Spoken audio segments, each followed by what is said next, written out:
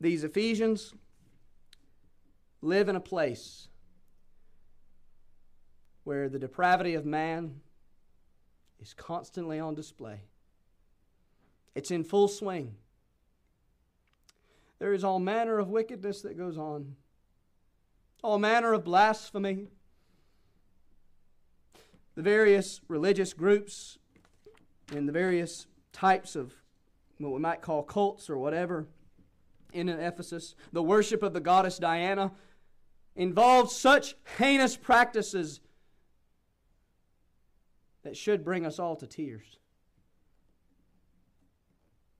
You and I live in a place, in a nation, that is in some ways very similar, at least headed to a very similar situation. Lawlessness, depravity on parade, as many have called it.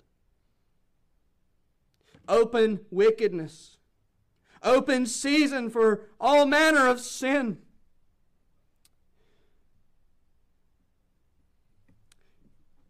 Well, may we remember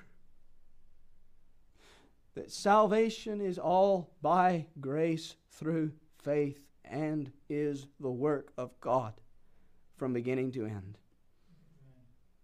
Grace will motivate you to keep witnessing for Christ. Because the temptation is, when we forget and lose sight of grace, to start looking at people and thinking of people as those who they'll never come. They are way too far gone. They're never going to hear what I'm saying. They're never going to listen to the gospel. They hate God, and they're content to hate God, and they're never going to change. And what we forget is, but by the grace of God, there go I. Or for some of us, we can say, there stayed I. Because some of us were right there. Some of us can read 1 Corinthians 6:11, and such were some of you. And that's what we need to remember. As you go out this week, that's what you need to remember, that it's all of grace.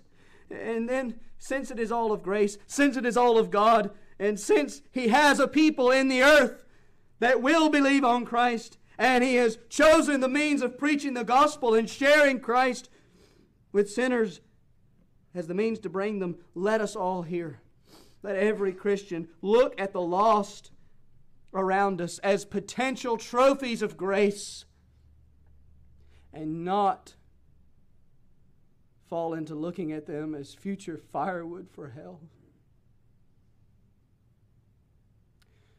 but as potential trophies of grace.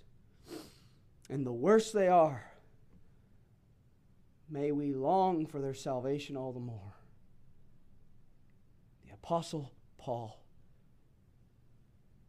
how wicked, how dark, how harmful to the church, and yet, oh, the grace of God when he was finally brought to Christ.